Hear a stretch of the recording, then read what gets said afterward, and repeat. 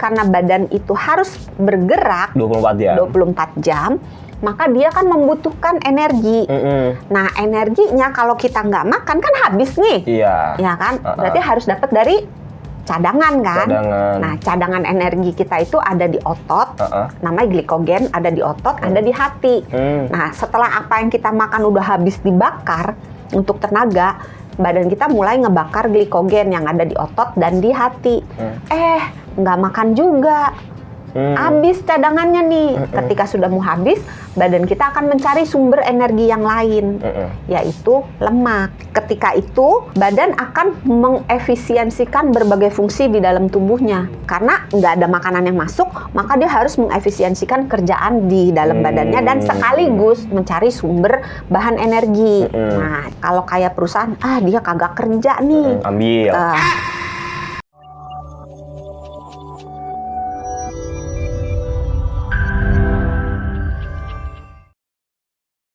Kalau gitu, autofagi itu baik nggak sih buat tubuh, buat kesehatan? Basically, autofagi is bahasa Inggris. Kalau bahasa Inggris semua saya nggak ngerti. Ya. Iya, baik atau enggak autofagi buat tubuh itu? Oh, baik. Walaupun ada yang dimakan. Iya, karena kan tujuan akhirnya mengefisiensikan dan menyediakan energi untuk badan kita yang sedang kekurangan energi, yang sedang berada dalam stres. Jadi dengan adanya dia diganti sel-sel yang jelek-jelek itu dibuang gitu, terus dibikin sel-sel yang baru dengan sumber dari bahan-bahan yang sumber bahan baku untuk membangun sel baru diambil dari sel yang lama tadi yang di recycle gitu ya. Jadi badan kita akan mengalami kemajuan yang tadinya mungkin ada sel-sel yang ada virusnya karena dimakan, dibuang. Ya, jadi kan bersih gitu, sehat gitu. Sel-sel yang rusak dimakan, jadinya kan badan kita jadi awet muda dalam tanda kutip. Dan bagus. Salah jadi satu cara untuk bisa dapetin autofagi itu dari puasa ya tadi. Puasa. Salah satunya ya.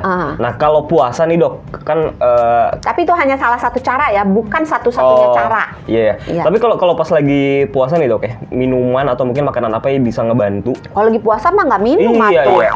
Enggak, maksudnya pas udah buka puasa mungkin ya maksudnya. Jadi gini, memang benar ada minuman. Mau dijadiin satu sama makanan nggak? Jadi aja satu. Jadi satu ya. Nanti berantem kalau enggak. Iya, soalnya kalau makan nggak minum aus. Salah. Makan nggak minum, iya aus. Iya, aus. Seret gitu kan. Kalau minum nggak makan, lapar. Kalau minum nggak makan, lapar. Iya, jadi minumnya dulu apa makannya dulu? Minumnya dulu ya? Minuman dulu aja. Minuman yang bisa membantu itu sebetulnya nggak terlalu dominan sih. Minum air putih, ya. Terus minum yang ada kafeinnya, karena kafein mempercepat metabolisme. Kopi, matcha, ya. Terus minum green tea. Itu bisa membantu mempercepat metabolisme supaya kita tujuannya bisa cepat sampai ke autofagi. Kalau makanan, kan tadi kita caranya tadi puasa, terus olahraga, diet keto sama rendah kalori kan. Iya. Ya udah makannya ngikutin itu aja. Oh, yang diet rendah keto. kalori. Iya, kalau rendah kalori ya berarti makannya jangan jajan yang santan-santan, goreng-goreng, nyibir, goreng-goreng. Iya, kemarin kan Padang. Sama goreng-goreng, santan-santan, manis-manis. Jangan. Itu kan tinggi kalori kan. Itu jangan dimakan. Diliatin aja. Dibeli boleh, kirim ke sini. Dikasih aja ya, yang mana aja saya. gitu kan. Nah, terus tadi rendah kalori diet keto. Nah, berarti makanan yang tinggi lemak baik. Jangan mentang-mentang bilang tinggi lemak gorengan gitu. Tidak ya. Tinggi lemak baik. Tinggi kan ada lemak baiknya.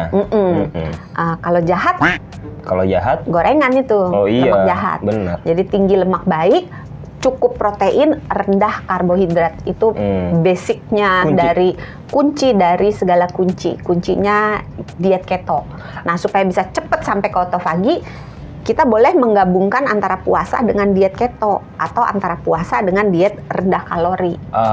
Paham. Ada nggak makanan yang justru menghambat supaya bisa dapetin si autofagi itu? Ya itu tadi kalori, makanan yang tinggi kalori, yang manis-manis, makanan dan minuman ya, yang goreng-goreng, santan-santan, itu membuat badan kita punya energi terus, karena gorengan kan banyak lemak dari minyak gorengnya, itu tinggi energi. Terus gula juga kan ada energinya. Nah, terus yang menghambat si proses otofagi itu juga kalau kita makan terus-menerus. Karena otofagi itu akan terjadi kalau si insulinnya ngedrop, insulinnya turun. Padahal insulin itu tidak akan turun kalau kita makan. Jadi kan kita makan nih. Kalau kita makan, badan kita kan akan merasakan, wih ada makanan nih bos, siap-siap yuk untuk mengolah makanan ini. Maka dikeluarkan insulin. Nah kalau insulin keluar, otofagi tidak akan keluar, tidak akan terjadi. Dia baru akan terjadi ketika insulinnya rendah. Gitu. Itulah sebabnya kalau mau melakukan otofagi, si tadi pola makannya itu sebaiknya dilakukannya di pas mau puasa. Jadi kalau misalnya puasanya malam berarti dimakan malamnya. Ini nih mau saya tanya nih, berapa lama puasanya dok supaya bisa mencapai autofagi ini? Sebenarnya proses autofagi itu ada yang mengatakan sekitar 24 jam mulai baru terjadi. Puasa seharian 24 jam? Ada yang mengatakan 16 jam. Tapi saya menjawab supaya sahabat Sonora tidak bingung ya, berapa jam? Aduh nggak cukup. Itu tergantung pada badan setiap orang. Tergantung misalnya makannya sebelum mulai puasa makannya apa. Kalau misalnya sebelum mulai puasa makannya udah yang tinggi-tinggi lemak, tinggi gula gitu kan, yang tinggi kalori, maka dengan sendirinya badan kita punya cukup banyak sumber energi sehingga dia nggak akan kehabisan energi. Kebayang nggak? Kebayang. Nah, sehingga ketika mulai masuk ke jendela puasa, kita makannya udah harus nyetop tuh, yang udah harus mulai menyerupai diet keto. Jadi rendah karbo, cukup protein, tinggi lemak. Supaya dalam keadaan itu, start awalnya aja insulinnya udah nggak begitu tinggi. Sehingga dengan ditambah puasa, insulinnya akan drop. Insulinnya ngedrop, maka kita lebih mudah masuk ke autofagi. Jadi sebenarnya agak susah kalau ditanya berapa jam. Rata-rata sekitar 24 jam. Kalau pola makannya baik, metabolismenya cepat, itu mungkin bisa 16 jam gitu. Jadi beda-beda pada setiap orang. Beda-beda ya? Tergantung apa yang dimakan sebelum puasa? Sama tergantung cadangan dia banyak nggak. Karena biasanya autofagi itu baru akan dicapai biasanya ketika tubuh kita sudah mulai membakar lemak. Nah, tubuh kita baru akan membakar lemak kalau cadangan-cadangannya udah banyak yang udah habis. Nah, kalau orang misalnya orang kaya gitu, tabungannya di bank banyak, deposito banyak, ya lama dihabisin dulu. Tergantung. Sebagai closing statement dari tadi kita ngebicarain soal efisiensi tubuh ya dalam bentuk autofagi. Ada yang ingin disampaikan kepada pemerintah?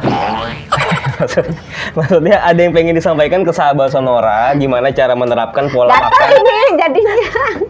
Gimana cara sederhananya dok untuk bisa menerapkan pola makan yang mendukung untuk mencapai autofagi ini? Makanlah teratur. Makanlah teratur. Makanlah di jam makan dan tidak makan di jam bukan jam makan. Yang seharusnya aja lah ya. Iya. Yang sewajarnya jangan aja. Makan tidak berhenti. Makan kan tidak ada berhenti. Yang tiap sejam makan, ngemil, nggak berhenti-berhenti. Karena dengan dia terus masukin makanan, insulinnya nggak akan turun. Karena insulin itu naik kalau kita makan. Naiknya akan tinggi kalau kita makannya karbo. Nah, sedang kalau kita makannya protein, naiknya hanya sedikit sampai tidak bermakna kalau kita makan lemak. Itulah sebabnya kenapa diet keto bisa menyebabkan autofaginya lebih cepat. Karena diet keto itu kan tinggi lemak, rendah protein, tinggi lemak, sedang protein, rendah karbo kan. Nah, dengan susunan makanan seperti itu, insulin keluarnya cuma sedikit. Gitu. Jadi makan yang sewajarnya aja lah ya, seperti jangan terus-terus makannya. Iya. Kalau orang Indonesia tuh, ini saya penasaran sih kata aja dok. Kalau makan orang Indonesia tuh 2 kali atau 3 kali sih idealnya sehari? Kan ada yang pagi, tergantung siang, gaji malam. Mungkin ya. Ya udah, kita cukupkan sampai di sini sahabat Sonora. Jangan lupa untuk subscribe jenis dulu. Makanannya. Jenis makanannya. Jenis makanannya belum. Oh ya udah. Jenis makanan itu yang sehat gitu, yang protein, tapi proteinnya juga jangan protein yang banyak gajinya, banyak kulitnya, banyak minyaknya gitu. Terus rendah gula. Jangan yang banyak tepung-tepung, jangan gorengan, jangan santan. Jadi makanan sehat gitu ya. Terus jangan lupa lemak baik. Nah, terus kalau mempercepat lagi proses autofaginya, tambah dengan olahraga di jam puasanya atau di sejenak sebelum masuk ke jendela puasa. Oke. Udah nih, mau beli makan soalnya nih. Udah ya nggak ngomong lagi ya. Ya udah. Berarti buka puasa ya? Udah buka puasa saya. Ya udah, kalau gitu saya Sony Wicaksono, penyiar Sonora. Saya Dr. Santi, Health Management Specialist Corporate HR Kompas Gramedia. Kita dari Kamu Sehat. Jangan lupa untuk jaga kesehatan karena sehat itu mudah, sehat itu murah.